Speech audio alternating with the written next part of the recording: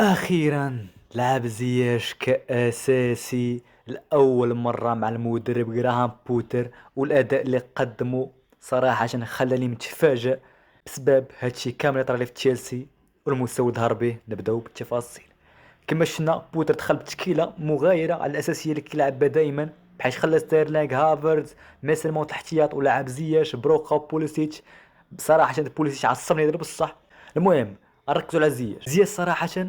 رغم ان الفريق ديال تشيلسي لاعب اسلوب الدفاعي والضغط العالي ديال السيتي والاستحواذ الكبير ديالهم، لكن فيما كيقيس كرة كتكون عنده خطورة سواء من تمريرات جميلة على مستوى الاطراف او لا عرضيات.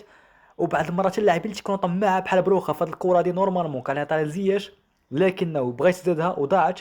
وايضا زياش واش عجبني صنع كرات جميله اللاعبين اللي معاه، واكثر فرصه ضيعها في الشوط الاول من صناعه زياش لبوليسيتش اللي سهله لكن ضيعها بغرابه اللاعب الامريكي اللي صراحه ناقص بزاف. اللي عجبني في زياش هو انه كان تيدير لي كروس وكان كيسدد من بعيد وكان كيحاول، وكتلقاو له اللاعب الوحيد من تشيلسي اللي كيدير شي حاجه.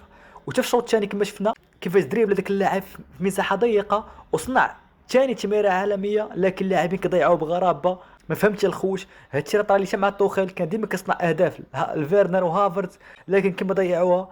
يعني الخوت كون سجلوها كان يكون عنده جوج اسيست في هذا الماتش هذا، لكن ما كملناش انا خساره خسروا 8. المهم نشوف زياش بدنيا واجد وعنده ما يقول، ماشي حيت ما لعبش مده طويله صافي نقولوا طفى، لا السيد باقي عنده ما يقول وباقي شاد وتبارك الله عليه. لعبوا في شكل واللاعبين اللي كتفرج فيهم وكتمتع.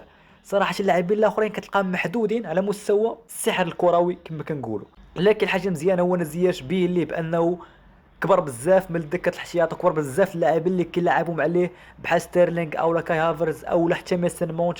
صراحه يستحق الاساسيه.